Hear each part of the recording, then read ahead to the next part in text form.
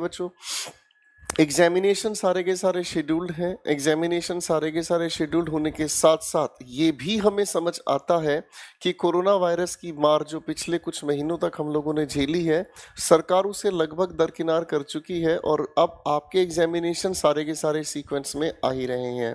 तो एग्जामिनेशन जब सारे के सारे सीक्वेंस में आ रहे हैं तो इसका मतलब तैयारी तो करनी पड़ेगी, कमर तो कसनी पड़ेगी। बोलो हाँ, ठीक है बच्चों। इसी के साथ साथ एक चीज़ और आ रही है सामने जिसे हम कहते हैं, मैं बिल्कुल ठीक हूँ बच्चों, मैं थोड़ी सी पढ़ाई से संबंधित बात कर लेता हूँ। सबसे गुड मॉर्निंग हो गई, सबसे नमस्कार हो गई है, ठीक है। ठीक है बच्चों, तो मैं भी बताऊंगा बेटा क्या क्या होगा सारे बैच में, थोड़ी देर में ही मैं आपको समझाना चाहूंगा, पर उससे पहले चंद बातें हम डिस्कस कर लेते हैं, ठीक है ना। तो बच्चों आप लोग एक चीज़ तो जान ही चुके हैं कि हमारे जो प्रधानमंत्री हैं उन्होंने एक छोटी सी अनाउंसमेंट की है। हालांकि उनके लिए छोटी अनाउंसमेंट है लेकिन हमारे लिए बहुत बड़ी बात है। NRA का गठन हुआ और CET लागू हुआ। तो बहुत सारे बच्चे परेशान हैं कि क्या होगा इस इंग्लिश का, CET में क्या होना है और क्या नहीं होना है। देखो बच्चों, सबसे पहली बात तो घबराहट की कोई ज़रूरत नहीं है। ये सभी की जो प्रीलिम्स एग्जामिनेशंस हैं, प्रिलिमिनरी जो स्टेज होती है एग्जाम्स की, उसका एक कॉमन एग्जाम है। फिर बच्चों कई बार ये भी पूछ रहे हैं, सर आप बताएं आपके अकॉर्डिंग हमें CET को लेकर क्या परसेप्शन रखना होगा। देखो बच्चों, मैं आप लोगों को पढ़ाऊंगा इंग्लिश, ठीक है ना। और मेरा जो इंग्लिश का कंप्लीट सिलेबस है, क्या क्या कहानी है, वो मैं भी थोड़ी देर में आपके साथ डिस्कस करूंगा। और मेरा जो भी डिस्कशन होगा, जो भी मैं आपके साथ बताना चाहूँगा या जो भी हम सिलेबस कवर करेंगे, वो हर एक एग्जामिनेशन के लिए काम आएगा, ठीक है ना। तो आप लोग इस चीज़ को लेकर बिल्कुल परेशान ना हो कि सर CET में क्या होना है या रेगुलर एग्जाम्स में क्या होना है, CDS कवर होगा, ये होगा, सब चीज़ों को लेकर मैं भी आपके साथ बात करूंगा, ठीक है बच्चों। और इस बैच के साथ साथ हमें कितनी और चीज़ें करियर विल प्रोवाइड करेगा, वो सारी चीज़ें मैं आपके साथ डिस्कस करूंगा। लेकिन सबसे पहले एक चीज़ हमें दिमाग में बनाकर चलनी होगी कि बात अगर पढ़ाई करके सिलेक्शन लेने की है तो आप बिल्कुल सही जगह पर हैं, ठीक है बच्चों। आओ थोड़ी सी बातें शुरू कर लेते हैं। देखो बच्चों, हमारा ये जो इंग्लिश वाला एग्जामिनेशन का सेक्शन है ना, काफ़ी इम्पोर्टेंट बन जाता है, ठीक है। ये इंग्लिश वाला जो एग्जामिनेशन है वो काफ़ी काफ़ी इम्पोर्टेंट बन जाता है। इसकी खास वजह क्या है, ठीक है ना जी, फाइन। तो ये जो काम करता है, कैसे कैसे चीज़ें आपसे पूछी जाती हैं, मैं समझा देता हूँ, ठीक है ना बच्चों। जब हम इस इंग्लिश की बात करते हैं तो जो हमारा रनिंग स्केड्यूल है, हम उसके अकॉर्डिंग भी सोच सकते हैं। और आने वाले CET की गाइडलाइंस क्या है, एग्जामिनेशन पैटर्न क्या है, एग्जामिनेशन के क्या क्या क्लॉजेस बांटे जाएंगे, वो चीज़ें भी हमारे सामने है नहीं।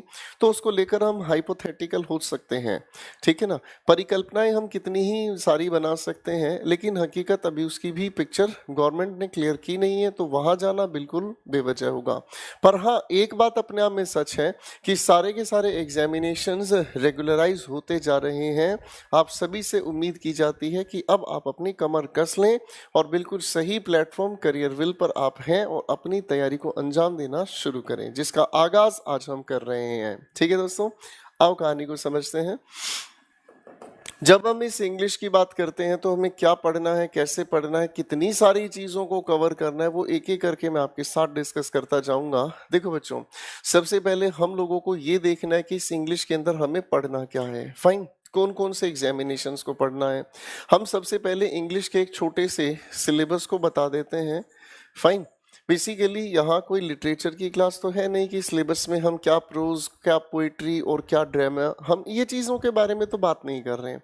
हमारा जो एग्जामिनेशन होता है ना मेरे बच्चों, ठीक है ना, ये जो हमारा एग्जामिनेशन है, ये बेसिकली एग्जामिनेशन कॉम्पिटिटिव लेवल के एग्जामिनेशंस के लिए है, हाँ या ना। जब कॉम्पिटिटिव लेवल के एग्जामिनेशंस की ये बात करता है तो इसमें क्या क्या चीज़ें पढ़ी जाती हैं। आप किसी भी कॉम्पिटिटिव लेवल के एग्जामिनेशन में जाओगे तो सिलेबस को जब भी आप देखोगे बच्चों, तो आपका पूरा का पूरा जो सिलेबस है वो बेसिकली 3 अलग अलग हिस्सों में बढ़ जाता है। एक ग्रामर, दूसरे की अगर हम बात करें तो वोकैबुलरी, और तीसरे की अगर हम बात करें तो कॉम्प्रिहेंशन। और यही वो 3 पिलर्स हैं जिसकी वजह से आपकी इंग्लिश का एग्जामिनेशन सेक्शन तैयार करता है। आओ थोड़ा सा और इसे डेलिबरेटली समझते हैं। अगर हम इस ग्रामर वाले सेक्शन की बात करते हैं तो इस ग्रामर वाले सेक्शन को भी हम 2 हिस्सों में बांट कर चल लेते हैं भाई। एक जिससे हम कहते हैं डिस्क्रिप्टिव वाला सेक्शन। अब बच्चे पूछते हैं डिस्क्रिप्टिव वाला सेक्शन कौन सा होगा। डिस्क्रिप्टिव वाले सेक्शन के अंदर हमारी कहानी चलती है टेंस से संबंधित, ठीक है ना जी। और इसी टेंस के बेसिस पर हमारे और जितने भी टॉपिक्स हैं हल्के फुल्के, जैसे क्वेश्चन टैग्स की आप बात करें, आप चाहे बात करें वॉइसेस की, चाहे बात आप करें नरेशंस की, तो ये वाला जो सेक्शन है हमारा, ये डिस्क्रिप्टिव वाला सेक्शन बनता है। ठीक है बच्चों, न्यूज़पेपर रीडिंग कैसे करें देखो बेटा, मैं जो चीज़ बता रहा हूँ आप ये सुन लो तो बहुत ज़्यादा अच्छा रहेगा, ठीक है ना जी।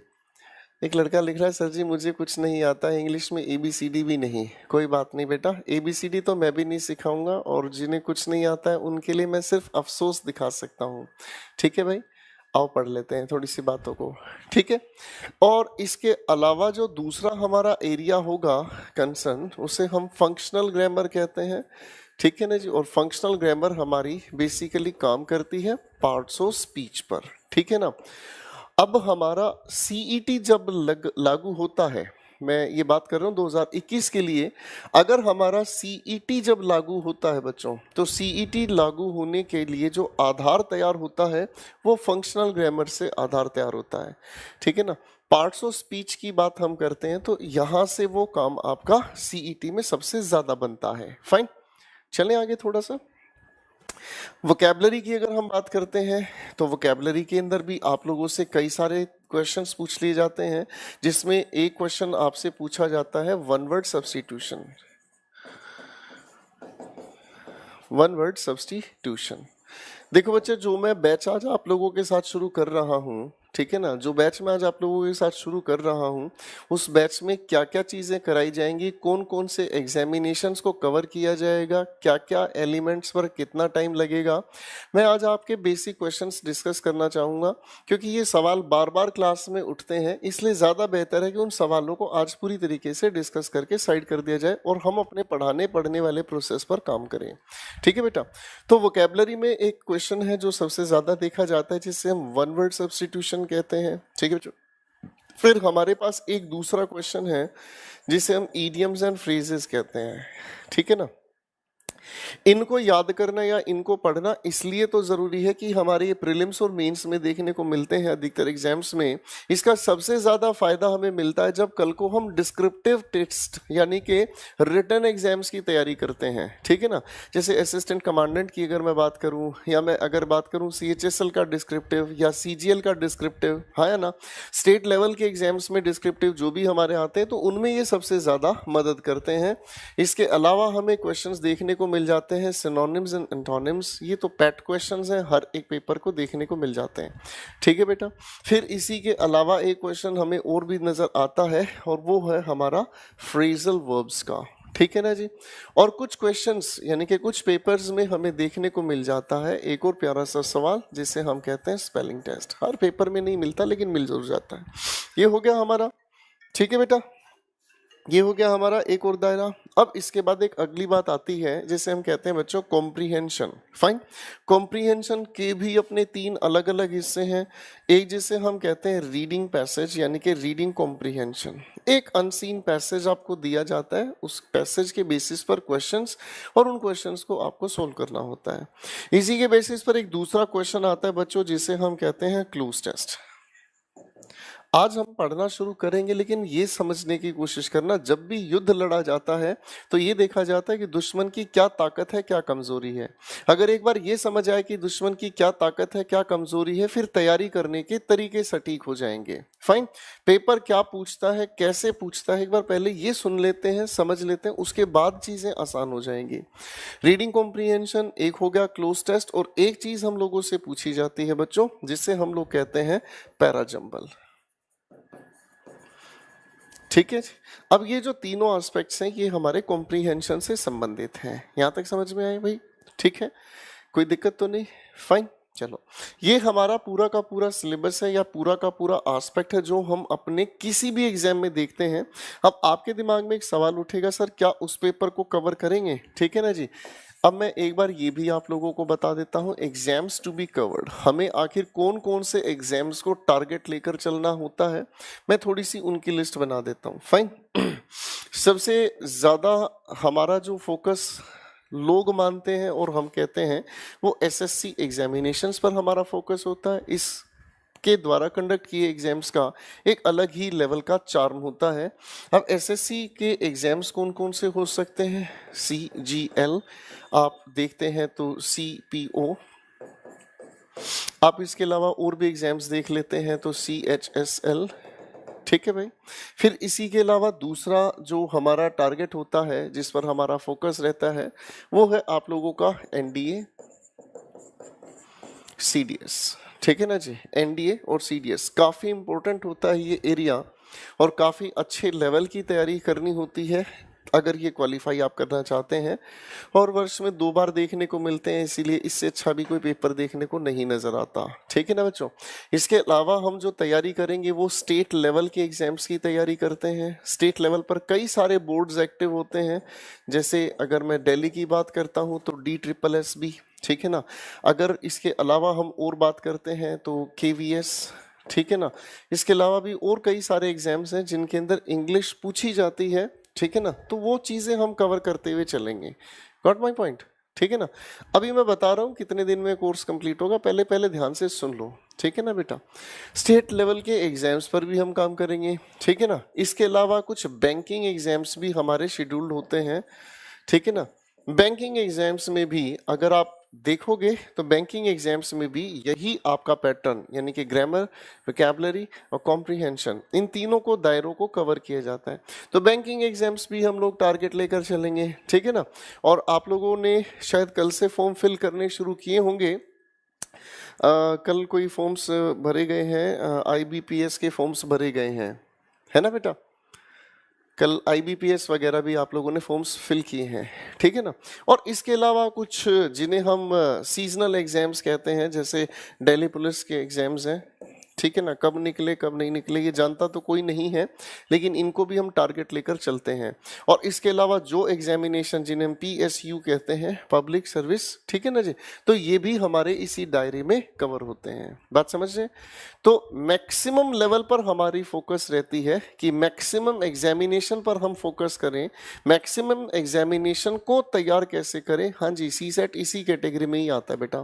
तो मैक्सिमम एग्जाम्स को हमारा फोकस रहता है। आप अगर कहना चाहें तो जैसे काफ़ी सारे बच्चे एयरफोर्स की बात कर रहे हैं, काफ़ी सारे बच्चे अभी यहाँ पर लिख रहे हैं CSET को लेकर अगर काम कर रहे हैं, ठीक है ना। तो CSET में मैक्सिमम चीज़ों को हम अगर देखें, किसी भी पेपर को उठाओ, ये 3 दायरे ही आपको मिलते हैं बेटा। अब पेपर की लिस्ट कितनी बनवा लो मुझसे, पेपर इन्हीं से निकलता है, इसके बाहर कुछ भी नहीं, ठीक है ना जी। तो अब इसके बाद मुझे 2 बातें और समझानी है, फिर मैं पढ़ाई की बात करूँगा। और ये बात है कौन सी? बच्चों की कुछ फ्रीक्वेंटली आस्क्ड क्वेश्चंस पर मुझे काम करना है। फाइन। तो काफ़ी सारे बच्चों के कुछ FAQs हैं, फ्रीक्वेंटली आस्क्ड क्वेश्चन। बच्चे कई सारे सवाल पूछना चाहते हैं, कई सारे सवाल जानना चाहते हैं, ठीक है ना। उसमें थोड़ी थोड़ी बातें मैं समझाने का काम करूँगा, ठीक है जी। एक लड़का लिख रहा है, मैं जस्ट 12th पास किया हूँ, मैं कैसे भरूँ? 12th के स्टैंडर्ड पर देखो, शायद आप लोग ना बेटा हमारे इस चैनल पर, हमारे करियर विल पर एक्टिव नहीं है।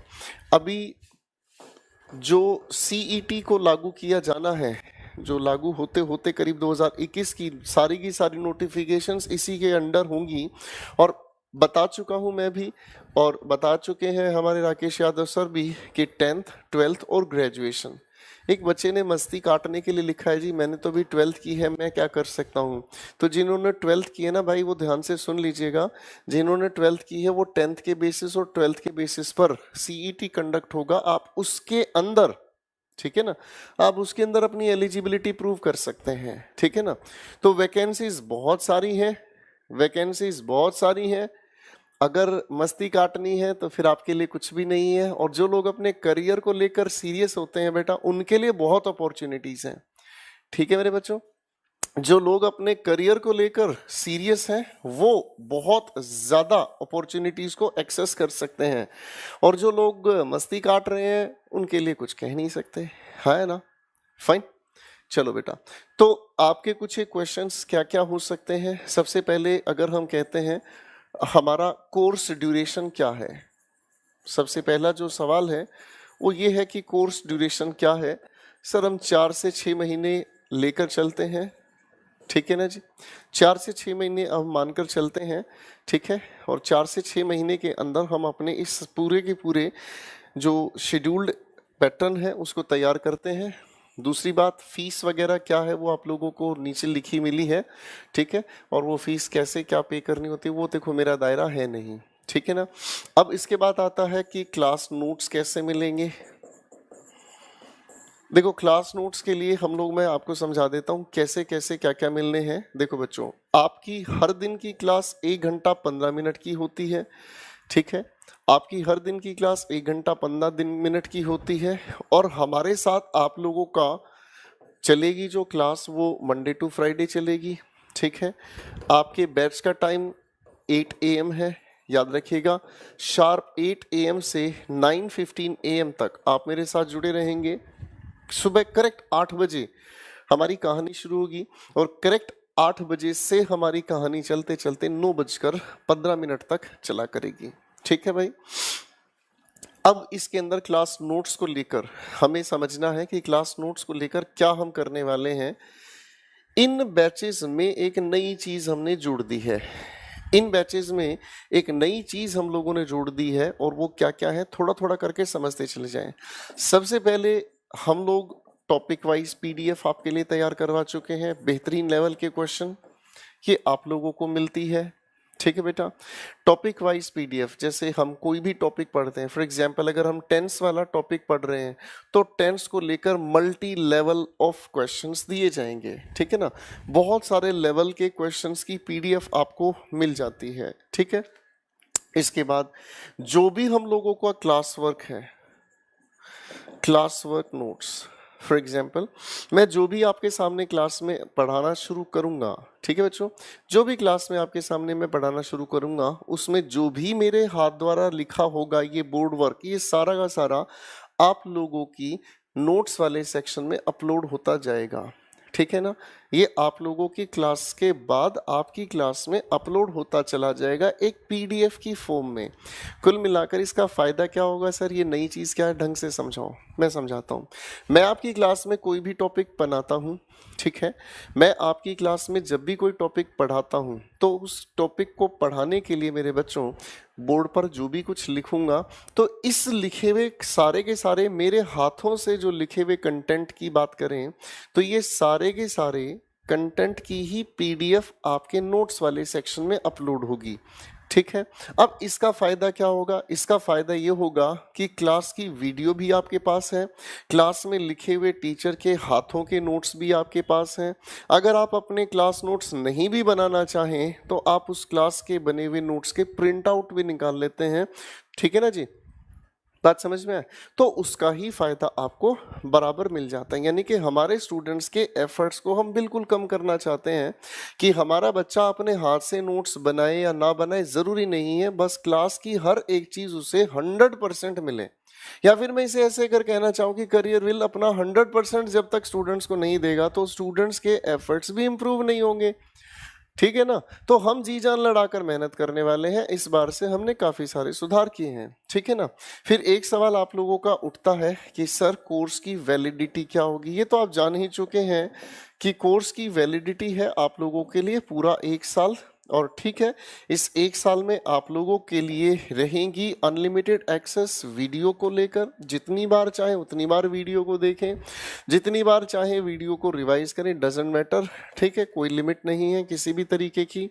इसी तक आपके पास रहेंगी आपकी PDF, आप लोगों के लिए क्लास वर्क जिसे हम स्कूल में लिखते थे ना CW, चलो मैं भी वही लिखता हूँ, बचपन में लिखते थे ना CW के नोट्स आपके यूं के यूं मिलेंगे, फाइन, ये भी आपके पास 1 साल तक रहेंगे, फाइन।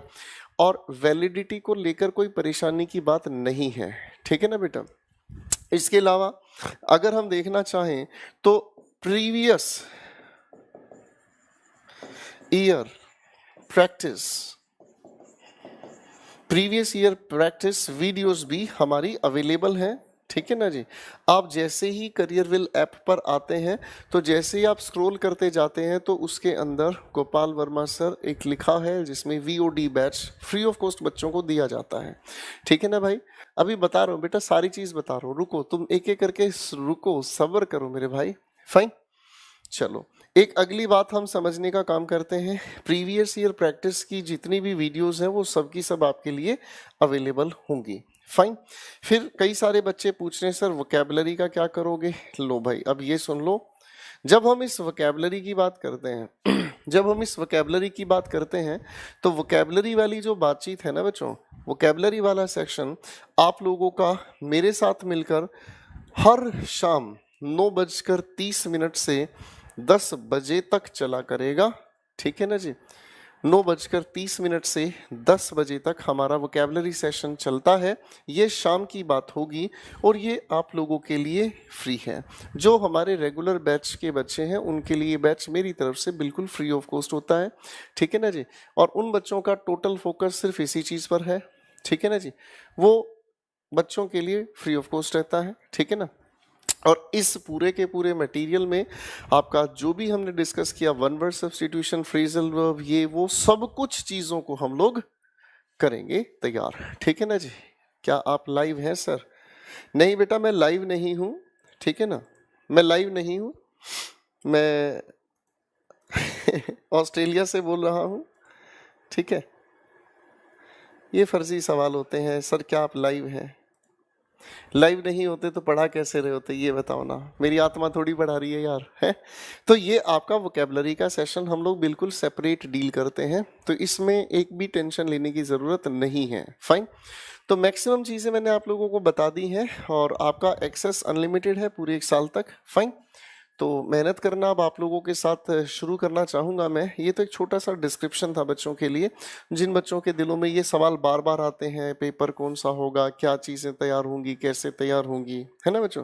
तो ये चीज़ें कई बार देखने को मिल जाती हैं और कंफ्यूज करने को मिल जाती हैं। ठीक है ना, तो शुरू कर लेते हैं अब थोड़ी सी बात अपनी इस इंग्लिश के मेन स्ट्रीम सिलेबस को लेकर।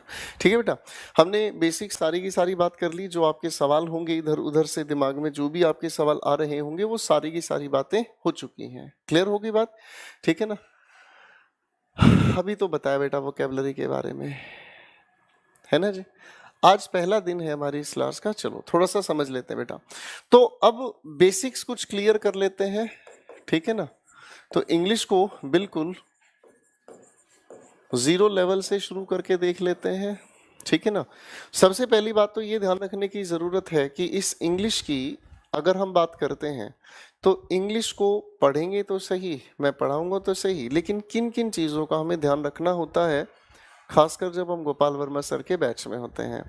देखो बेटा, सबसे जो ज़्यादा इम्पोर्टेंट चीज़ है वो चीज़ ये है कि प्लीज़ क्लास में जब भी सर पढ़ा रहे हैं, यानी कि मैं नहीं कोई भी टीचर जब पढ़ा रहा है तो बेवजह के कमेंट करके क्लास को डिस्टर्ब बिल्कुल ना करें। जैसे कई सारे बच्चे हैं वो क्लास में लिख पढ़ते कुछ हैं या नहीं है भगवान जानता है, लेकिन हमेशा वो यही लिखते हैं कि सर क्लास लाइव है क्या ये बड़ा अजीब लगता है, ऐसा लगता है जैसे हम क्लास लाइव नहीं आपके साथ कुछ और ही बात बढ़ा रहे हैं, है ना। तो ये बेवजह के सवालों पर काम नहीं करेंगे, सिर्फ फोकस एक ही जगह हो और वो है क्लास में जब टीचर पढ़ा रहा है तो पढ़ना। एक तो ये अवॉइड करना है। ठीक है ना बेटा, दूसरी चीज अवॉइड क्या करनी है, जब तक टॉपिक कंप्लीट नहीं होता, जब तक टॉपिक कंप्लीट नहीं होता तब तक कोई भी बच्चा कोई भी सवाल पूछना, उसका सवाल पूछना बेकार होता है। फॉर एग्जाम्पल, मान लीजिए मैं आपकी क्लास में एक टॉपिक पढ़ा रहा हूं और उस टॉपिक की पहली, दूसरी और तीसरी क्लास चल रही है। फाइन, अब आप कोई भी क्वेश्चन पूछने का काम कर रहे हो, यकीनन वो तीसरी क्लास से संबंधित है नहीं, मान लो वो छठी क्लास से संबंधित क्वेश्चन है, तो मैं आपको थर्ड जो क्लास होगी हमारी उसमें तो हम बिल्कुल भी नहीं करेंगे, हाँ या ना, उसमें तो हम बिल्कुल भी नहीं कर पाएंगे, पॉसिबल डिस्कशन हो ही नहीं पाएगा। तो कई बार ऐसा होता है, कई बार ऐसा होता है कि आपका कोई भी सवाल जो किसी भी सेंस में रिलेवेंट नहीं होता है तो उसको लेकर परेशान होने की ज़रूरत नहीं है। बात समझ रहे हैं भाई?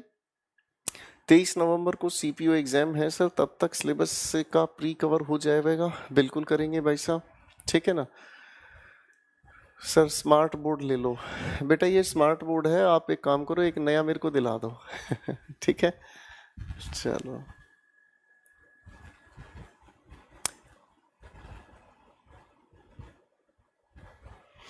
चलिए, मुझे लगता है बातें चलनी शुरू हो गई दाएं बाएं की। हाँ जी, अगली बात मैं जो कहना चाह रहा था वो आप ही से संबंधित है। सर हम हिंदी मीडियम से इंग्लिश समझ में आ जाएगा ना सर? देख बेटा, एक बात ध्यान रखना, मेरा काम है पढ़ाने का, ठीक है, मेरा काम है पढ़ाने का, आपका काम है पढ़ने का। अगर आप अच्छे से पढ़ेंगे तो सब कुछ समझ आएगा, और अगर आप नहीं पढ़ पा रहे हैं, नहीं समझना चाहते हैं, तो फिर वो कहना मुश्किल होगा, ठीक है। अभी मैंने मना किया था, फिर से लिखना शुरू कर दे, सर मेरा नाम ले लो, बस यही तो बीमारी है ना भाई। तो बेटा ये फर्जी कमेंट से बचें और पढ़ाई की बात करते हैं। चलिए, तो पहले मैं इंग्लिश की वो चीज़ें समझाना चाहूँगा जो आपके हर एक एग्जामिनेशन में काम आती हैं, ठीक है बच्चों। तो मैं उम्मीद करता हूँ अब आप फोकस्ड रहेंगे, ठीक है ना। अब आप फोकस्ड रहेंगे और हर एक चीज़ को ध्यान से सुनेंगे और समझेंगे। जब भी हम इस इंग्लिश की बात करते हैं बच्चों, जब भी इस इंग्लिश की हम बात करते हैं, बेटा क्लास लाइव चल रही होती है, आप नीचे देख भी सकते हैं, यहाँ कॉर्नर पर टाइम भी चल रहा होता है, आप अपनी घड़ी से मिला के देख लें, ये टाइम बिल्कुल लाइव चल रहा होता है, ठीक है ना। तो इंग्लिश की जब भी हम बात करते हैं तो इसका अपना एक जीरो लेवल ऑफ अंडरस्टैंडिंग अगर हम तैयार करें तो इंग्लिश की कुछ बेसिक इंफॉर्मेशन हम लोगों को समझनी ज़रूरी है। जब तक अंग्रेज़ी भाषा के एक बेसिक इंफॉर्मेशन को हम समझ ना ही पाए, तब तक कोई भी टॉपिक शुरू करना, डिस्कस करना सच में मुश्किल हो सकता है। तो इंग्लिश को समझने के लिए कुछ छोटी छोटी बातें हैं, पहले हम उनको क्लियर कर लेते हैं, उसके बाद चीज़ें आगे आराम से समझ आ सकती हैं। देखो बच्चों, इंग्लिश की अगर हम बात करते हैं तो इंग्लिश अपने आप में एक लैंग्वेज है, ठीक है। और जब भी हम इस लैंग्वेज की बात करते हैं बच्चों, जब भी हम इस लैंग्वेज की बात करते हैं तो लैंग्वेज को समझने या समझाने के लिए हमें ज़रूरत पड़ती है साउंड की। फाइन, साउंड का मतलब हो गया ध्वनि।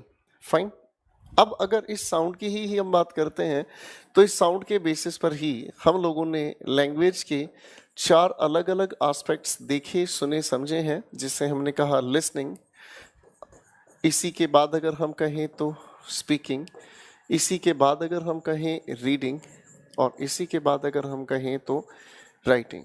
क्रोनोलॉजी को समझिएगा, ठीक है ना। क्रोनोलॉजी से मुझे याद आया, क्रोनोलॉजी को समझिएगा। सबसे पहले अंग्रेजी भाषा को आप सुनना सीखें, ठीक है। यानी कि जो टीचर कह रहा है अगर आप उसे सुनेंगे नहीं तब तक आप उसी चीज को बोल नहीं पाएंगे। और उसी के बाद आप लोगों का रीडिंग, और उसी के बाद आप लोगों का राइटिंग, ठीक है ना। ये इसी साउंड की वजह से ही एस्पेक्ट्स तैयार हुए हैं। फाइन, अब अगर थोड़ा आगे हम समझते हैं तो इसी साउंड के बेसिक्स, यानी कि ये जो चारों के चारों स्किल्स हैं, इसी के बेसिक्स को अगर हम समझते हैं तो साउंड को समझने के लिए हमें 2 एस्पेक्ट्स पर ध्यान देना पड़ता है। एक हो गया हमारा वाउल साउंड, ठीक है बच्चों, और एक हो गया हमारा कॉन्सोनेंट साउंड। एक हो गया हमारा वाउल साउंड, जिसे हिंदी में आप कहते हैं स्वर, और कॉन्सोनेंट साउंड की अगर आप बात करते हैं तो इसे आप कहते हैं व्यंजन। हिंदी में अगर आप कहें वाउल साउंड तो अ ए ओ ओ ओ। अगर आप व्यंजन की बात करते हैं तो दे कॉल क ख ग घ। लेकिन अंग्रेजी भाषा तो नहीं हुई सर ये। जब अंग्रेजी भाषा में आप आते हैं बच्चों, तो अंग्रेजी भाषा में ये जो वाउल साउंडिंग हमारे पास 5 सिंबल्स हैं, और कॉन्सोनेंट साउंड की अगर हम बात करते हैं तो इन 5 को हटाकर जो बच गए वो सभी के सभी कॉन्सोनेंट्स हैं। कुल मिलाकर साउंड को रिप्रेजेंट करने के लिए हमारे वाउल्स और कॉन्सोनेंट्स के कुल मिलाकर 26 हमारे सामने सिंबल्स हैं, और इन 26 सिंबल्स को ही अगर हम समझने का काम करते हैं तो इन्हीं 26 लेटर्स की अगर हम बात करते हैं तो बच्चों इन 26 लेटर्स को ही हम अल्फाबेट कहते हैं। अब अल्फाबेट का मतलब क्या समझ में आया? इसी चीज को आप हिंदी में वर्णमाला कहते हैं, इसी चीज को आप हिंदी में वर्णमाला कहते हैं, और आप स्वर और व्यंजन के आधार पर ही इस पूरी की पूरी भाषा की संरचना को समझते हैं, ठीक है बच्चों। जब इस अल्फाबेट की हम बात को आगे बढ़ाते हैं तो अल्फाबेट की वजह से किस चीज का जन्म हुआ है? अल्फाबेट की वजह से ही जन्म होता है किस चीज का? एक बहुत खूबसूरत चीज का, जिसे हम कहते हैं वर्ड। क्या कहते हैं? वर्ड। अब इस वर्ड की अगर डेफिनेशन को हम तैयार करें तो इसका मतलब क्या हुआ? आओ इसे मैं लिख देता हूं, मीनिंगफुल यूनिट ऑफ लेटर्स। देखो ध्यान से, जो मैंने लिखा उसे पढ़कर देखो। सबसे पहले मैंने क्या लिखा है? मीनिंगफुल। मीनिंगफुल का मतलब जिसके अंदर एक अर्थ छिपा हो। आगे लिखा है यूनिट। यूनिट को हम हिंदी में कहते हैं इकाई, टुकड़ा। ठीक है। आगे क्या लिखा है? लेटर्स। यानी कि जिन लेटर्स की हमने ऊपर यहाँ पर बात की थी, जिन लेटर्स की हमने ऊपर बात की थी, वो संख्या में कुल कितने हैं? 26 है। और इन्हीं की वजह से अल्फ़ाबेट हमने इनको इकट्ठा नाम रख दिया। फिर हमने इनको देखा टुकड़ों में बांटकर, तो वाउल्स और कॉन्सोनेंट्स हमारे सामने हैं। जब ये आपस में मिलकर एक खूबसूरत सा अर्थ तैयार करते हैं, तो अर्थ के आधार पर ही शब्द की रचना होती है।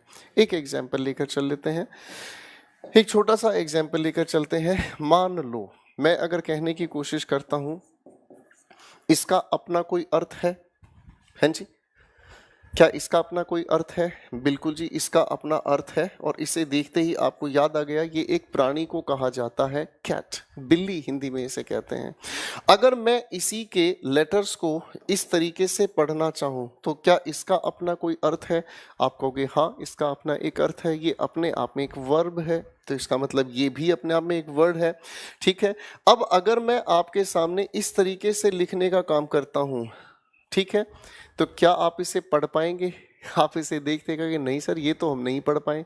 अगर आप इसे नहीं पढ़ पाए, या फिर अगर मैं आपसे पूछूं क्या इसका अपना कोई अर्थ है, आप कहोगे नहीं सर, इसका अपना कोई अर्थ नहीं। तो जहां अर्थ नहीं, वो अपने आप में वर्ड नहीं। समझ में आ गई बच्चों बात? तो इसका मतलब ये समझ में आता है कि जब वर्ड को हम समझना चाहें, तो इसके अंदर लेटर्स आपस में मिलकर एक मीनिंग तैयार करते हैं, और जहां मीनिंग की बात हो, जहां मीनिंग निकलता है, उसी वर्ड को हम यूनिट की कैटेगरी में लेकर चलते हैं। अब आपके दिल में सवाल उठेगा कि ये यूनिट क्या होती है ना बच्चों? आओ अब इसे थोड़ा सा डेलिबरेटली आगे बढ़ाते हैं। जो इस वर्ड को हम लोगों ने यूनिट कैटेगरी में बांट दिया, बच्चों इस यूनिट को ही अगर हम समझते हैं, तो इस यूनिट को ही हम पार्ट्स ऑफ स्पीच के नाम से जानते हैं।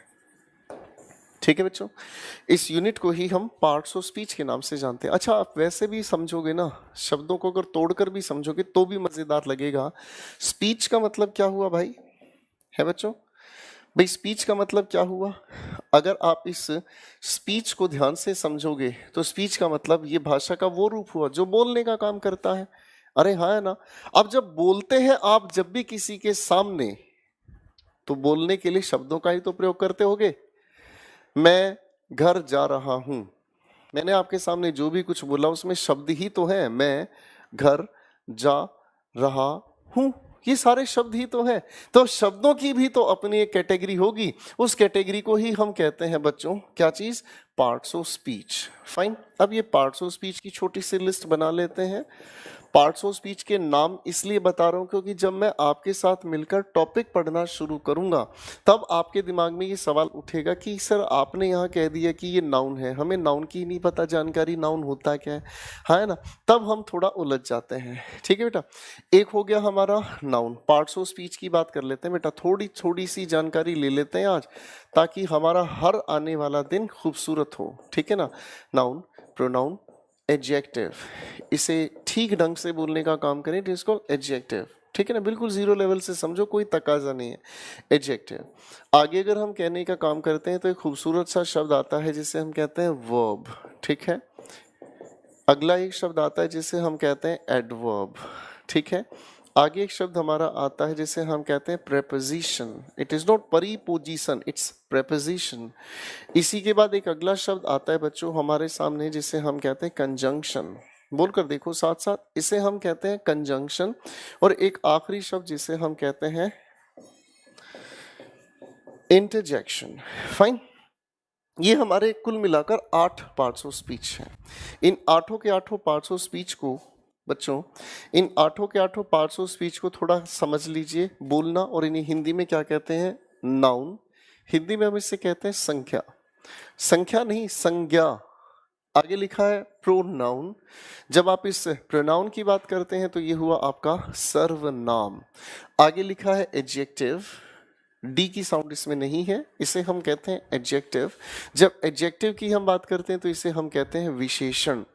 आगे लिखा है वर्ब। वर्ब हम किसे कहते हैं? क्रिया। ठीक है। एडवर्ब, जब हम इसकी बात कर रहे हैं तो ये कहलाया क्रिया विशेषण, ठीक है। आगे लिखा है प्रेपोजिशन, संबंध बोधक शब्द, ठीक है ना। ये दो अलग शब्दों के संबंध को निर्धारित करने का प्रयोग करता है। कंजंक्शन, कंजंक्शन हम कहते हैं, देखो इसे हिंदी तो मुझे इतनी नहीं पता, लेकिन ये जोड़ने का काम करता है। और ये हुआ आपका विस्मयादि बोधक शब्द, ठीक है भाई, क्लियर है। तो ये भी मैं आपको एक चीज़ समझा देता हूँ कि मेरे पास हर बात के लिए हिंदी नहीं है, लेकिन जितनी ज़रूरत है सिर्फ उतनी ही हिंदी हम अपने बैचेस में यूज़ करते हैं, क्योंकि अल्टीमेटली मेरा और आपका टारगेट क्या है? अल्टीमेटली मेरा और आपका टारगेट है, हम किसी भी एग्जामिनेशन के लिए जब तैयारी कर रहे हैं तो उस पेपर के अकॉर्डिंग सोचें, ठीक है ना। एक बहुत पुरानी कहावत है, हमेशा याद रखना, behave like a Roman when you are in Rome. जब आप रोम में हैं तो रोमन की तरह ही आप बिहेव करेंगे तो ही आप जीवित रह पाएंगे। दूसरे तरीके से समझें, अगर मुझे सीडीएस एग्जामिनेशन की तैयारी करनी है तो सीडीएस के अकॉर्डिंग ही तो मैं तैयारी करूंगा। ऐसे थोड़ी है मैं कहूँ कि मुझे तो हिंदी अच्छी आती है सर, सीडीएस की सारी हिंदी बनवा दो, तो वो मूर्खता हो सकती है। बात को ध्यान से समझें। इन सभी की सभी पार्ट्स ऑफ स्पीच जो संख्या में 8 है, इनकी छोटी छोटी डेफिनेशन, फिर बात मुद्दे की तरफ ले चलते हैं। बच्चों, नाउन हम कहते हैं उस शब्द को जो किसी का भी नाम बताता है। नाउन एक ऐसा शब्द हुआ जो किसी का भी नाम बताता है, इसे हम नेमिंग वर्ड के नाम से जानते हैं। प्रोनाउन, इसे अगर हम कहने की कोशिश करें तो इट रिप्लेसेस अ नाउन, ये नाउन को रिप्लेस करने का काम करता है। एडजेक्टिव, एडजेक्टिव की डेफिनेशन अगर हम तैयार करें तो इट क्वालिफाइज अ नाउन, क्योंकि ये नाउन को क्वालिफाई करता है। तो नाउन को रिप्लेस करने का काम कौन कर गया था थोड़ी देर पहले? तो यकीनन ये प्रोनाउन को भी क्वालिफाई करता है, ठीक है बच्चों। आगे लिखा है वर्ब। वर्ब की अगर हम बात करते हैं तो वर्ब की डेफिनेशन तो काफी बड़ी है, हम इसे फिलहाल के लिए एक एक्शन वर्ड के नाम से जान सकते हैं, ठीक है ना। एक्शन वर्ड के नाम से जानते हैं, ठीक है ना। आप अगर इसकी डेफिनेशन को और खूबसूरत बनाओ तो इसे कह सकते हैं डूइंग या हैपनिंग वर्ड, जो किसी भी काम को करने या किसी भी काम के होने के बारे में बताता है, उसे हम वर्ब यानी कि क्रिया कहते हैं। एडवर्ब, एडवर्ब की अगर हम बात करें तो इट क्वालिफाइज अ वर्ब, ठीक है ना। डेफिनेशन तो इसकी और भी बड़ी है, लेकिन हम छोटी कॉम्पैक्ट डेफिनेशंस पर काम करेंगे। अगली एक कैटेगरी आती है बच्चों, इसे लिखा प्रेपोजिशन। प्रेपोजिशन को अगर हम जोड़ना चाहें तो इसकी डेफिनेशन जोड़ी जा सकती है, it is called a relating word. थोड़ी देर पहले मैंने आपको कहा था कि ये दो अलग अलग शब्दों के बीच संबंध क्या है, ठीक है ना। जैसे एक दो एग्जांपल्स के साथ बात करते हैं। मैं और क्लास आपस में रिलेट किए जा सकते हैं। I am in the class, अरे हाँ है ना। I am writing on the board, तो मेरे लिखने को और इस बोर्ड को आपस में रिलेट किया जा सकता है, हाँ है ना। तो दो अलग अलग शब्दों की पोजीशन को रिलेट किया जाना काम करता है प्रेपोजिशन, ठीक है। हाँ, कंजंक्शन इस बच्चे ने बताया संयोजक शब्द कहलाता है, ठीक है भाई। अब आगे हमारे सामने लिखते हैं क्या, कंजंक्शन इसे हम कहते हैं, क्या लिखा है इसमें, संयोजक शब्द, ठीक है ना। इसीलिए इसे हम नॉर्मल भाषा में अगर समझना चाहें तो ये कहलाता है कनेक्टिंग वर्ड। कभी कभी हम इसी को लिंकिंग वर्ड के नाम से भी जानते हैं, या फिर कभी कभी इसी की डेफिनेशन कहलाती है ज्वाइनिंग वर्ड, ये जोड़ने का काम करता है, ठीक है जी। हाँ जी बेटा, बिल्कुल ठीक कह रहे हो, वोकैबुलरी ऐप पर ही होगा, 9:30 से 10 बजे होगा, ठीक है, क्लियर है। आगे लिखा है इंटरजेक्शन। इंटरजेक्शन को अगर डिफाइन हम करना चाहें तो ये कहलाया सडन फीलिंग एक्सप्रेसिंग वर्ड। कोई भी ऐसा शब्द जो अचानक से आई हुई फीलिंग को एक्सप्रेस करता है। सर साउंड कितनी होती है इंग्लिश की? साउंड की अगर हम बात करते हैं बेटा, पहले एक बार इसे देखो ध्यान से, छोटी छोटी डेफिनेशंस पढ़ लो। इस बच्चे ने सवाल पूछा है, फिर उसकी बात करते हैं। साउंड कितनी होती है बताता हूँ बेटा।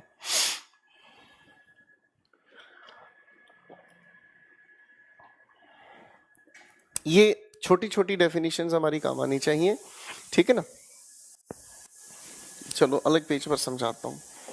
देख बेटा, जिसने ये पूछा सवाल ध्यान रखना। अगर हम अल्फाबेट की बात करते हैं तो ये अल्फाबेट कुल मिलाकर 26 लेटर्स हुए। वाउल्स हो गए, कॉन्सोनेंट्स हो गए। वाउल्स के लिए हो गए हमारे सामने सिर्फ ये 5 छोटे छोटे अक्षर। कॉन्सोनेंट्स की बात करते हैं तो ये हो गए हमारे पास, 5 को छोड़ोगे तो 21 बच गए। ठीक है भाई, हाँ है ना। अब इसको ऐसे समझने का काम करते हैं, जैसे मैं आपके सामने कुछ एक शब्द लिख रहा हूं, जरा पढ़कर देखें, पढ़ो जरा, शाबाश, क्लियर। अच्छा, मैं आपके सामने कुछ और शब्द लिख रहा हूं, पढ़कर देखो जरा।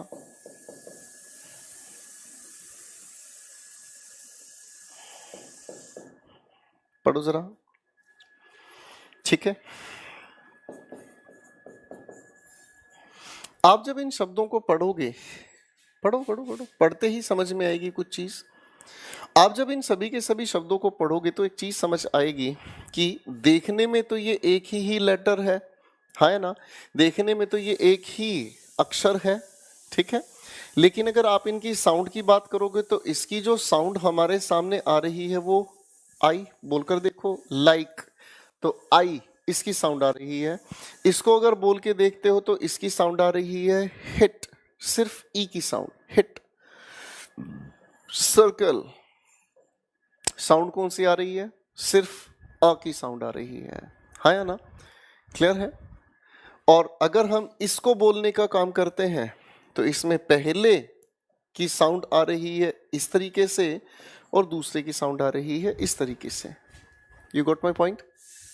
तो शब्द हमारे सामने एक ही लिखा हुआ है, यानी कि अक्षर हमारे सामने एक ही है, लेकिन जब साउंड जनरेट करने की बात आती है तो ये एक अकेला अक्षर कितनी साउंड अलग अलग तरीके से हमारे सामने रख सकता है, ये हमें देखना पड़ता है। तो हमारे जितने वाउल्स हैं, कहने के लिए तो ये संख्या 5 करते हैं तैयार, लेकिन जब ये साउंड जनरेट करने का काम करते हैं तो कुल मिलाकर इनकी 20 साउंड्स होती हैं, और ये 20 साउंड जुड़ जाती हैं 12 और 8 के रूप में। 12 को अगर हम कहें तो ये हो गई हमारे 12, अगर साउंड की हम बात करते हैं, स्टेट लेवल में पूछा जाता है मोनोफ्थोंग।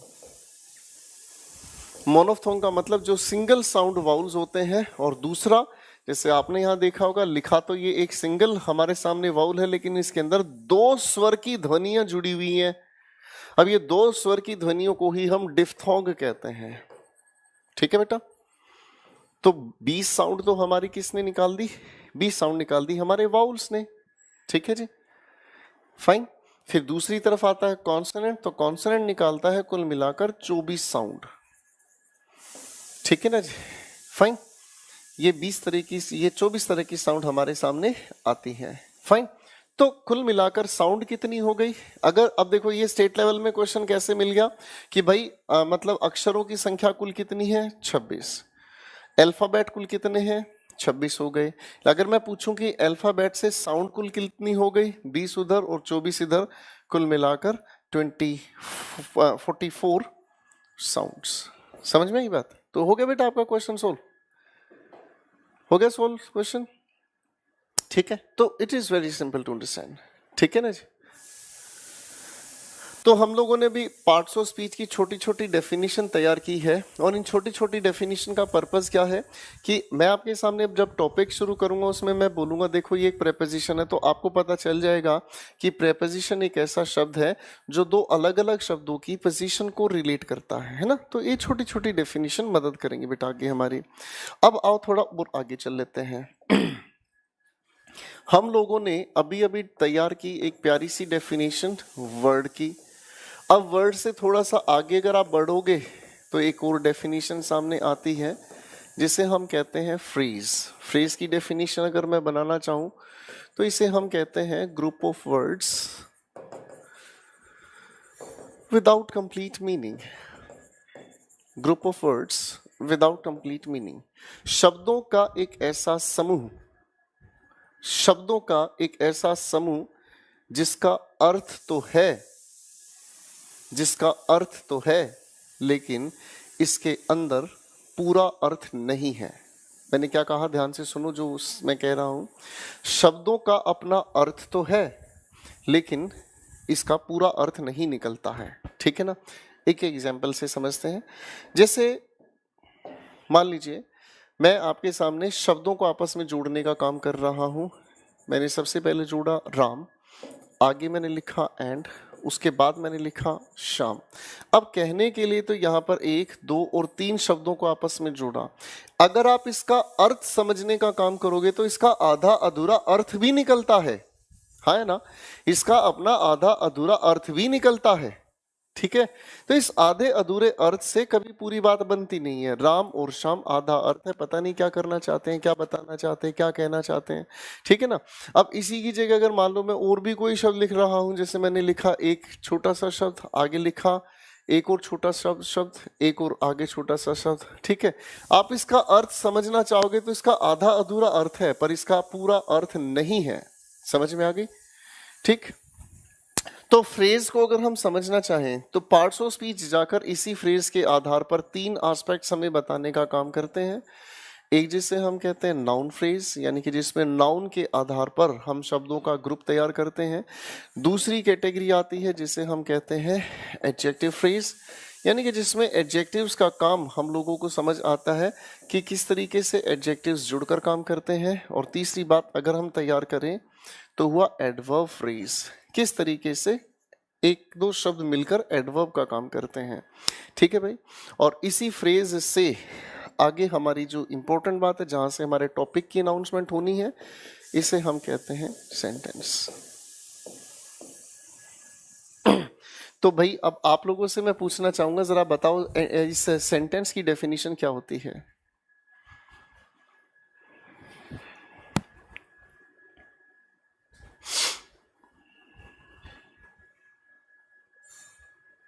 अगर मैं आपसे पूछूं सेंटेंस की डेफिनेशन क्या होती है?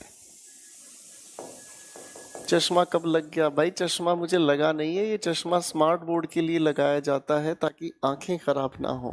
आंखों में तेरी, शाबाश। बिल्कुल ठीक है। अब सेंटेंस की अगर हम बात करते हैं ना, तो सेंटेंस को 2 हिस्सों में बांटकर हमें समझना होता है। सेंटेंस की डेफिनेशन को हमें 2 हिस्सों में बांटना होता है। एक जिसे हम कहने की कोशिश करें तो कंप्लीट मीनिंग। तो बच्चों सबसे ज्यादा जरूरी हमारे लिए क्या है? देखो फ्रेज में क्या कहानी थी? फ्रेज में कहानी थी कि शब्दों का एक ऐसा समूह जिसके अंदर कंप्लीट मीनिंग नहीं होता, विदाउट का मतलब नहीं होता है ना। शब्दों का एक ऐसा समूह जिसका अर्थ तो हो पर पूरा अर्थ नहीं निकलता, है ना। लेकिन सेंटेंस इसी के ऑपोजिट क्या कर रहा है? कंप्लीट मीनिंग तैयार कर रहा है भाई, है ना। तो कंप्लीट मीनिंग मैटर करता है, ठीक है ना। कंप्लीट मीनिंग मैटर करता है। कंप्लीट मीनिंग से ज्यादा जरूरी क्या होता है? कंप्लीट मीनिंग से ज्यादा जरूरी क्या होता है? कंप्लीट मीनिंग से ज्यादा जरूरी होता है शब्दों की अरेंजमेंट, ठीक है ना। अगर मैं आपको कहूं कि मुझे उबाल कर पानी दो, अगर मैं आपके सामने कहूं कि मुझे उबाल कर पानी दो, तो आप कहोगे सर आपको उबालना है क्या? तो मामला गड़बड़ हो गया। तो यानी कि इसे कहा कैसे जाए? हैं जी, मुझे उबाल कर पानी दो, क्या ये कहना ठीक है? ये बात अपने आप में ठीक नहीं है। मुझे पानी उबाल कर दो, ये कहना सेंसिबल है ना। तो शब्दों का जब तक अरेंजमेंट ठीक नहीं होगा तब तक कभी सेंटेंस ठीक नहीं हो सकता।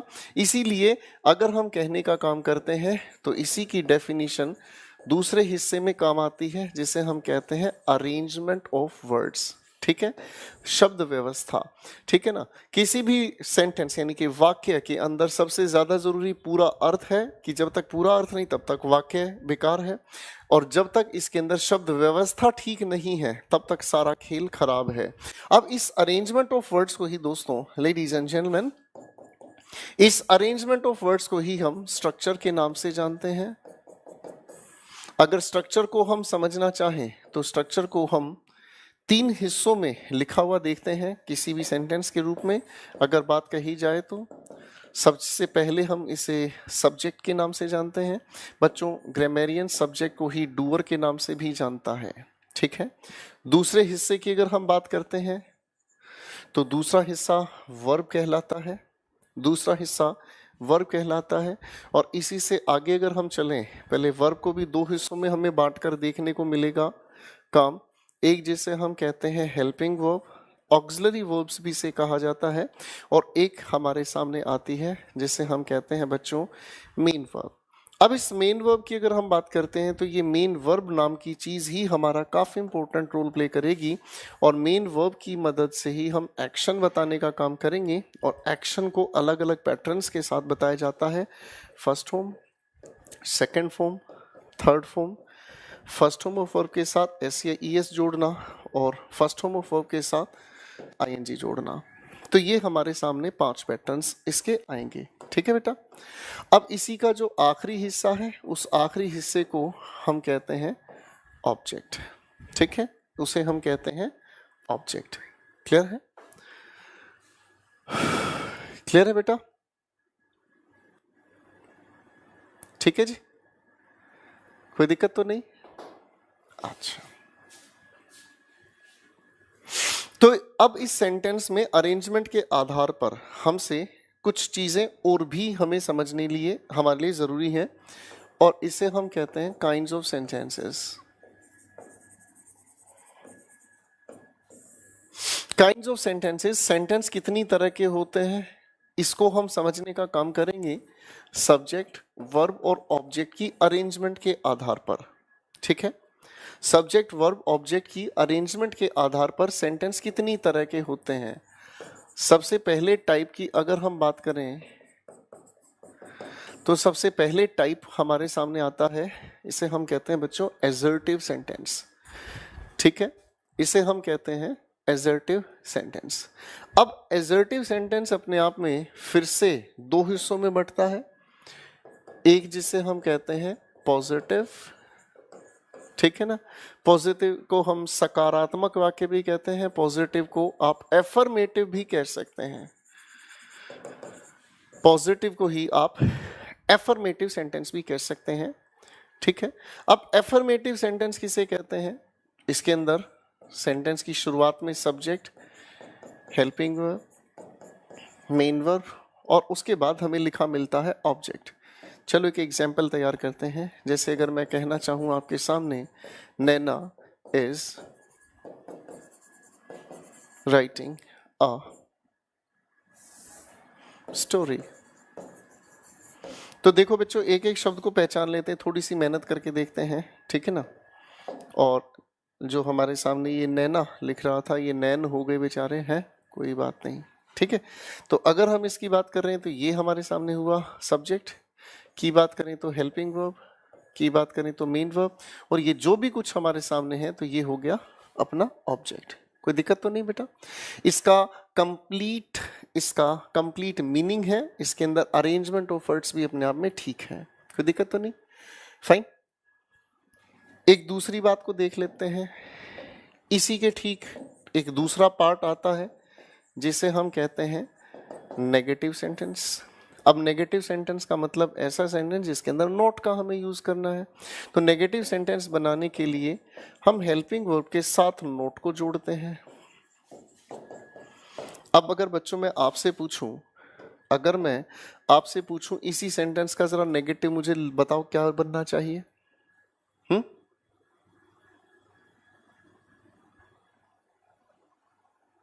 अगर हम इसको नेगेटिव बनाने की कोशिश करें तो नेगेटिव कैसे होगा? Naina is not writing a story. बात खत्म। ठीक है बच्चों, ये हो गया हमारा इसी का ही एक नेगेटिव एस्पेक्ट जिसे हम कहते हैं पॉजिटिव और नेगेटिव सेंटेंस। ठीक है बेटा। अब इसके बाद एक दूसरा टाइप हमारे सामने आता है काम। पहले एक बार इसको देख लो क्योंकि ये चीजें अब आपके काम आने वाली हैं। मैं टॉपिक शुरू करने वाला हूं, ठीक है ना, ये आपको वहां काम आएगी। ठीक है, अच्छा। अब इसी के बाद एक दूसरा टाइप आता है जिसे हम कहते हैं बच्चों इंटेरोगेटिव सेंटेंस।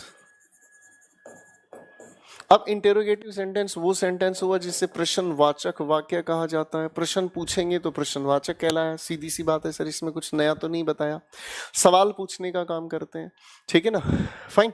अब अगर हम क्लास पूछने का मतलब अगर मैं आपसे कोई भी सवाल पूछने का काम करता हूं तो सवाल बेसिकली 2 हिस्सों में बंट जाते हैं। ध्यान से सुनना जो सवाल मैं आपसे पूछ रहा हूं। मैंने आपसे पूछा क्या आपने ब्रेकफास्ट किया है, तो आपका जवाब मुझे मिलेगा या तो हाँ या फिर ना।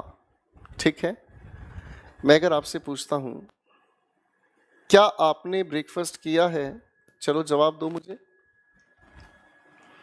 मैं आपसे सवाल पूछ रहा हूं क्या आपने ब्रेकफास्ट किया है, तो आपका जवाब मुझे मिलेगा या तो यस या फिर नो में, हाँ या ना। अब अगर इसी सवाल की अरेंजमेंट ऑफ वर्ड्स को अगर मैं बदलता हूं, आपने क्या ब्रेकफास्ट किया है, अगर मैं आपसे पूछूं बच्चों आपने क्या ब्रेकफास्ट किया है, तो आपका सवाल हो गया अलग अलग जवाब वाला।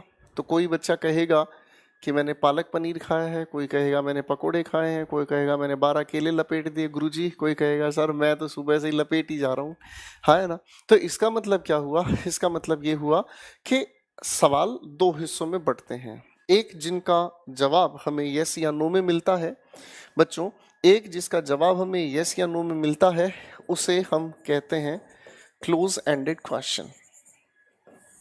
क्लोज एंडेड क्वेश्चन एक ऐसा क्वेश्चन हुआ जिसका आंसर हमें यस या फिर नो में मिलता है। और ऐसे लिखे हुए सेंटेंस के स्ट्रक्चर की अगर हम बात करते हैं बच्चों, तो ऐसे स्ट्रक्चर में सबसे पहले शुरुआत में helping verb, subject, main verb, object, इसी तरीके से ये कहानी लिखी मिलती है। अगर एक सवाल लिखा जाए इसी की तरीके से, डू यू नो, मैं अगर आपसे सवाल पूछता हूं डू यू नो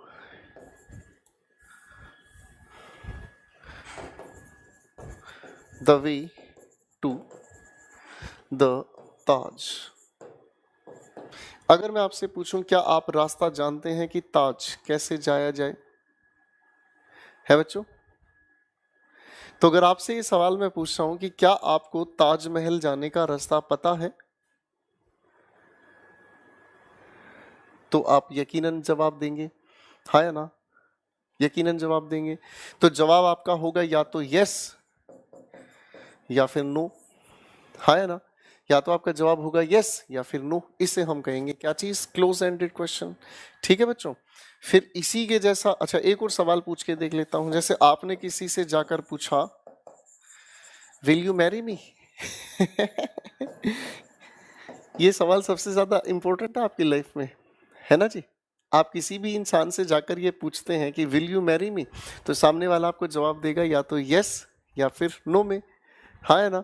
अब ये जो यस या नो का जो हमारा जवाब है, ठीक है ना, यस या नो का ये जो जवाब है हमारा,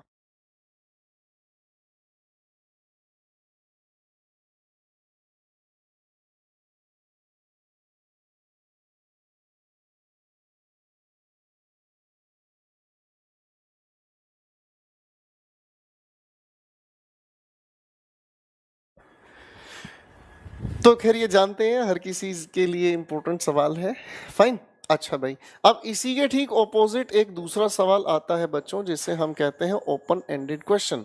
अब ओपन एंडेड क्वेश्चन में ना कभी भी यस या नो से जवाब हमें नहीं मिलता, इसका आंसर हमें सेंटेंस में मिलता है।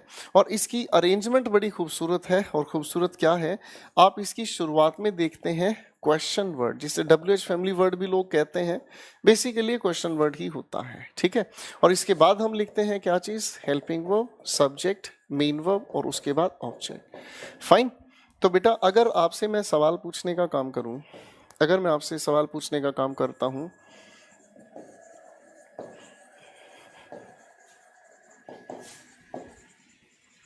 मैंने आपसे एक सवाल पूछा, ठीक है, what are you doing now, ठीक है।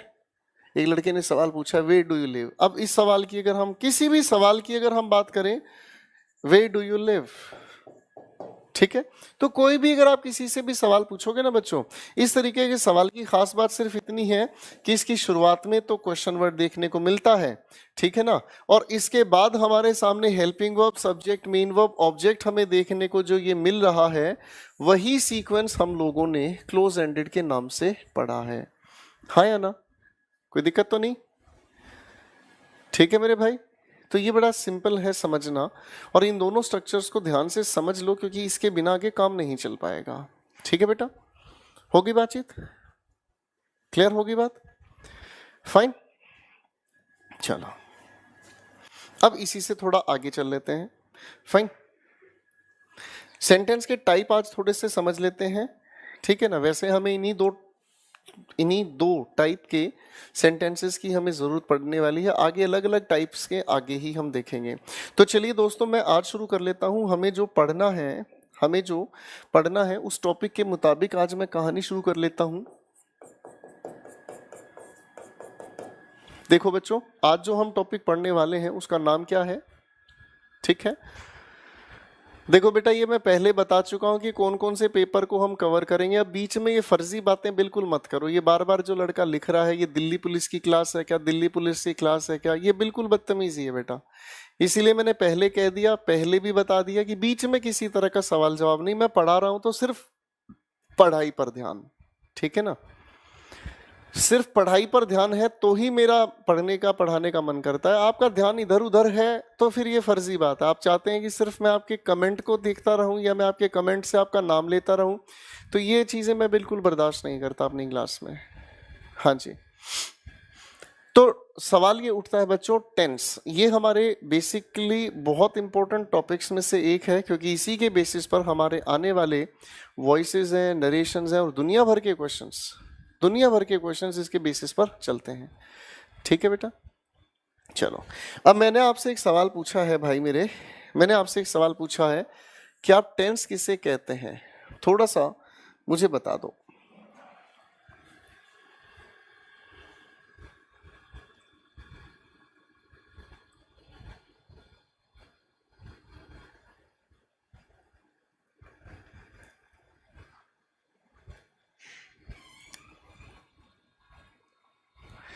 अब अगर हम इस टेंस की बात करते हैं बच्चों, तो टेंस को डिफाइन जब किया जाता है तो टेंस की डेफिनेशन बहुत खूबसूरत हमें समझनी है, और इसे हम कहते हैं टाइम ऑफ एक्शन।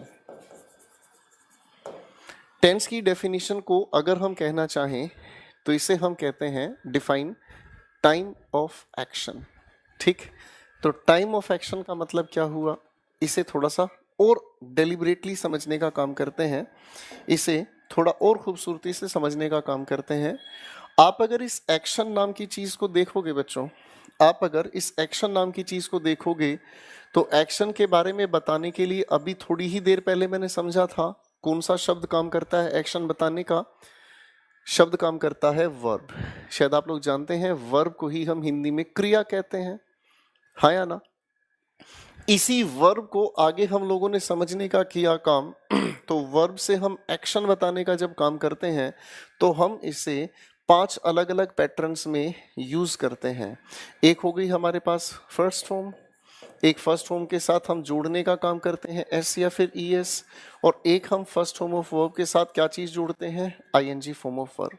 ठीक है, ये सभी के सभी हमारे बेस फॉर्म के पैटर्न्स हैं,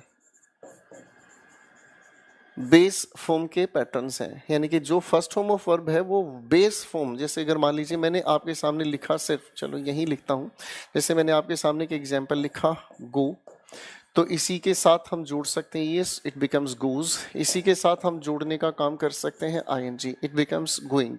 ये सब बेस फॉर्म के ही पैटर्न्स हैं। इसके अलावा अगर हम और बात करते हैं बच्चों, तो वर्ब के पैटर्न्स आते हैं सेकेंड फॉर्म और थर्ड फॉर्म। ठीक, अब सेकंड और थर्ड फॉर्म के एग्जांपल्स अगर हम तैयार करें तो सेकंड फॉर्म के मुताबिक गो से तैयार हुआ वेंट, और थर्ड फॉर्म की अगर हम बात करें तो गो। तो कुल मिलाकर एक्शन बताने के लिए हम वर्ब के 5 पैटर्न्स यूज करते हैं। एक्शन बताने के लिए कोई भी काम को करना है, कोई भी काम को आप करना चाहते हैं, कोई भी काम के बारे में जब आप करने के बारे में बताते हैं तो उसके लिए वर्ब के बिना काम ही नहीं चलना। पहली बात तो ये, ठीक है बच्चों। अब एक दूसरी बात को अगर हम समझने का काम करते हैं तो बच्चों दूसरी बातचीत आ गई हमारे सामने, टाइम, हाँ या ना। आप जब इस टाइम को समझने का काम करते हैं, आप जब इस टाइम को समझने का काम करते हैं तो ये काफ़ी इंपॉर्टेंट बन जाता है। क्यों? क्योंकि टाइम के ही आधार पर हम लोगों को इस पूरे के पूरे लॉजिक को समझने का बेस तैयार होता हुआ नजर आएगा। अब आओ इस टाइम को समझते हैं। ठीक है, मैं आपकी क्लास में पढ़ा रहा हूँ, अरे हाँ है ना, मैं आपकी क्लास में पढ़ा रहा हूँ, आप क्लास में पढ़ रहे हैं, हाँ है ना, मैं आपकी क्लास में पढ़ा रहा हूँ, आप क्लास में पढ़ रहे हैं। ये सारा का सारा वो समय है जिसे आप देख रहे हैं, सुन रहे हैं, समझ रहे हैं, महसूस कर रहे हैं, हाँ है ना। तो यानी कि ये समय का वो हिस्सा हुआ जिससे आप देख रहे हैं, समझ रहे हैं, सीख रहे हैं। यानी कि इस कुल मिलाकर इस समय के हिस्से को अगर हम कहें तो हम इस हिस्से को we are experiencing the time, हम समय के इस हिस्से को एक्सपीरियंस कर रहे हैं, हाँ या ना। मेरा बोलना, मेरा कहना, आपका सुनना, समझना, हर बात के लिए आपका जो भी ये कमेंट करना, ये सब कुछ चीज़ें आती हैं किस कैटेगरी में, ये आपका प्रेजेंट का समय है। फाइन। मैं अगर आपको थोड़ा सा रिवर्स में चलूं तो सुबह के 7 बजे आप क्या कर रहे थे, आप कर क्या रहे थे, क्या नहीं कर रहे थे, that was not the issue. लेकिन इतनी बात समझ में आती है कि समय का ये वो हिस्सा है जिसे हमने एक्सपीरियंस कर लिया। आप में से अलग अलग बच्चों के आंसर्स आ सकते हैं कि हम सुबह 7 बजे सो रहे थे, नहा रहे थे, पढ़ रहे थे, बात कर रहे थे, गुड मॉर्निंग सोना, बेबी जानू कर रहे थे। अलग अलग शौक होते हैं उम्र के हिसाब से, है ना। ठीक है बेटा, तो ये हो गया। यानी कि इसकी अगर हम बात करते हैं तो इसकी बात हो गई, ये समय का वो हिस्सा हुआ जिसको हमने एक्सपीरियंस कर लिया। ठीक है भाई, ये वो हिस्सा हुआ। ठीक है, फिर समय का एक ऐसा हिस्सा भी है बच्चों, समय का एक ऐसा हिस्सा भी है जो ना तो हमने देखा ना हमने एक्सपीरियंस किया। ठीक है ना, हम उसके बारे में सिर्फ सोच सकते हैं। जैसे मैं अगर कहूं आज रात 10 बजे, आज रात 10 बजे मैं किसी से मिलने जाऊंगा। अब ना तो रात के 10 बजे हैं, ना मैं किसी से मिलने गया, लेकिन ये बात सिर्फ मेरे दिमाग में है, विचारों में है। ऐसे समय के हिस्से को बच्चों, ऐसे समय के हिस्से को हम टाइम कैटेगरी से जोड़ तो देते हैं, हालांकि ये टाइम होता नहीं है, लेकिन फिर भी हम इसे जोड़कर चलते हैं। उसे हम कहते हैं क्या, फ्यूचर। अब ये जो लिखा है, समझाया मैंने, एक बार फिर से ध्यान से समझो बेटा, फिर इसके बाद इस डेफिनेशन को और डेप्थ में लेके चलेंगे। हमने बात करनी शुरू की है टेंस के बारे में। ठीक है, हम हिंदी में इसे काल कहते हैं। टेंस और टाइम में बहुत फर्क होता है, इस फर्क को हम कल की क्लास से समझना शुरू करेंगे। आज सिर्फ एक छोटा सा इंट्रोडक्शन आपके सामने है। ठीक है ना, टेंस हम जब बात करते हैं बच्चों, तो टेंस की डेफिनेशन हमने कही, टाइम ऑफ एक्शन। एक्शन को बताने के लिए हमें वर्ब की जरूरत है, और वर्ब के कुल मिलाकर 5 पैटर्न्स हैं। ये कैसे बनते हैं, क्या काम करते हैं, ये सामने है। इनकी डिटेल में जानकारी हमें कल की क्लास से समझ आएगी। और सिर्फ टाइम को अगर हम समझते हैं तो टाइम को हमने फिलहाल के लिए, जो हम हकीकत में समय को जानते हैं, वो 2 रूप है, पास्ट और एक प्रेजेंट। और समय का एक ऐसा हिस्सा जिसके बारे में हम सिर्फ सोच सकते हैं। ठीक है दोस्तों, फाइन। तो ये सारी की सारी जो कहानी है हमारी, इसी कहानी को हम अगली क्लास से डिटेल में उठाना शुरू करेंगे। ठीक है बच्चों, और जो नए बैच के स्टूडेंट्स हैं, जो नए बैच के स्टूडेंट्स हैं, सभी की वोकैबुलरी 1 तारीख से ही शुरू कराई जाएगी, 1 सितंबर से। ठीक है ना, आपको उसमें बहुत सारी पहले की ही वीडियोस मिलेंगी, और बहुत सारी नई वीडियोस मिलेंगी, और बहुत सारी वीडियोस जो चल रही हैं लाइव वो भी आपको मिलेंगी। ठीक है ना, तो बहुत सारा स्टडी मटेरियल है हमारे पास, बहुत सारी पढ़ाई की बातें हमें करनी है। ठीक है ना जी, आपकी जो नई वोकैबुलरी का सेशन है, जो नए बच्चे हैं उनकी 1 तारीख से वोकैबुलरी हम शुरू करेंगे। तो बेटा आज हमने जो जो चीज़ें पढ़ी समझी, एक बार मैं आपके सामने बता देता हूँ। आप इंग्लिश सेक्शन के किसी भी पेपर को देखोगे तो 3 डायमेंशंस पूछे जाते हैं, क्या क्या है हमारे सामने, ये हमें पढ़ना है। फिर क्या क्या हम कौन कौन से पेपर पर फोकस करते हैं, ये सब कुछ हमारे सामने आ गया है। फिर इसके बाद हम लोगों ने क्या क्या चीज़ों को समझाया कि भाई हमारी पढ़ाई से क्या क्या आपको बेनिफिट मिलने वाला है। फिर हमने इंग्लिश के बेसिक समझने शुरू किए, लैंग्वेज है, साउंड है, और साउंड के बेसिस पर लेटर्स हम लिखते हैं, जिसे हम लिपि कहते हैं, किस तरह से ये काम करते हैं। पार्ट्स ऑफ स्पीच की संख्या 8, छोटी छोटी डेफिनेशन वर्ड से हमने फ्रेज को तैयार करने का प्रोसेस शुरू किया। फ्रेज से हम सेंटेंस पर गए, और हम सेंटेंस के बेसिकली 2 ही टाइप से मिले हैं। सेंटेंस की डेफिनेशन हुई कंप्लीट मीनिंग और arrangement of words. Arrangement of words को ही हम स्ट्रक्चर कहते हैं, जिसमें 3 शब्दों का रूल है, सब्जेक्ट और एक वर्ब। किसी भी सेंटेंस में सब्जेक्ट और वर्ब मिलकर जो भी चीज़ करते हैं, उसी चीज़ को हम ऑब्जेक्ट के नाम से जानते हैं। इनको डिटेल में समझते जाएंगे जहां जहां इनकी जरूरत होगी। अभी आज सिर्फ इंट्रोडक्शन ही था बच्चों। फिर हमने पढ़ना शुरू किया सेंटेंस के टाइप। एक हुआ एसर्टिव, जिसे हम एफर्मेटिव और नेगेटिव में बांटते हैं। दूसरा हुआ हमारा इंटेरोगेटिव, जिसे क्लोज एंडेड या ओपन एंडेड के नाम से हम जानते हैं। बस शब्दों की अरेंजमेंट का खेल है। उसके बाद हमने देखा है टेंस की एक छोटी सी डेफिनेशन, और कल यहीं से हमारा सफर तय होना शुरू होगा। तो आज के लिए इतनी ही बात हम करेंगे। कल की क्लास में हम चीज़ों को आगे उठाते हैं, बढ़ाते हैं। Thank you very much. Good day, good night. और बच्चों, पढ़ने का काम शुरू करें। अब हर एक एग्जाम शेड्यूल हो चुका है। Thank you very much. Good day, good night. God bless you there. Thank you very much.